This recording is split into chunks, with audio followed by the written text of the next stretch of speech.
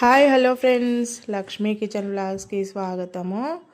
మరొక రెసిపీతో మళ్ళీ వచ్చేసాను. నేను మార్నింగ్ మిగిలిపోయిన అన్నంతో ఒక 3 కోడిగుడ్లు తీసుకొని వాటిని ఉడకబెట్టి ఎగ్ కీమా ఫ్రైడ్ రైస్ చేశాను ఫ్రెండ్స్. అది ఎలా చేశానో చూద్దాము.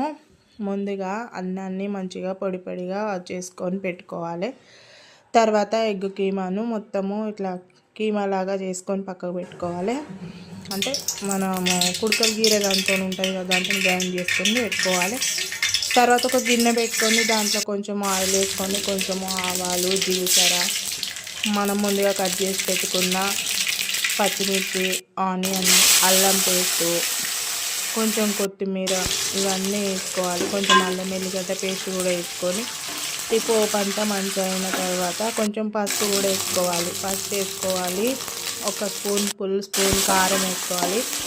కారం ఎక్కువగా తినేవాళ్ళు ఎక్కువ కూడా వేసుకోవచ్చు. నేనైతే ఒక స్పూన్ వేసిన. ఒక స్పూన్ కారానికి హాఫ్ స్పూన్ ఉప్పు వేసుకున్నా.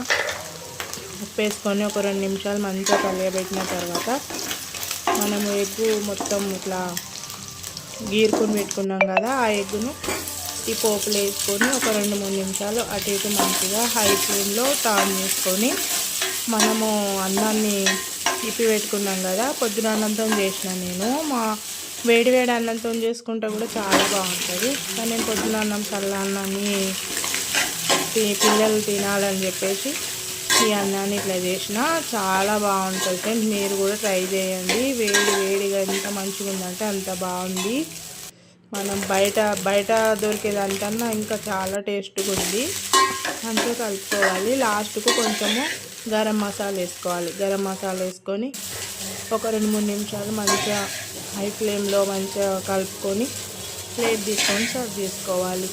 అంతే ఫ్రెండ్స్, వేడిగా ఎగ్ కీమా రైస్ రెడీ. చాలా బాగుంది. మీరు కూడా ట్రై చేయండి. ట్రై చేసి ఎలా వచ్చిందో కామెంట్ చేయండి, షేర్ చేయండి, సబ్స్క్రైబ్ చేసుకోండి.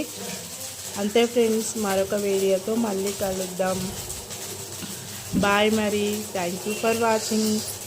ఇలాంటి మరెన్నో వీడియోలు ఎన్నో చేయాలనుకుంటున్నా మీ సపోర్ట్ వల్ల. బాయ్ ఫ్రెండ్స్, మరి గుడ్ నైట్.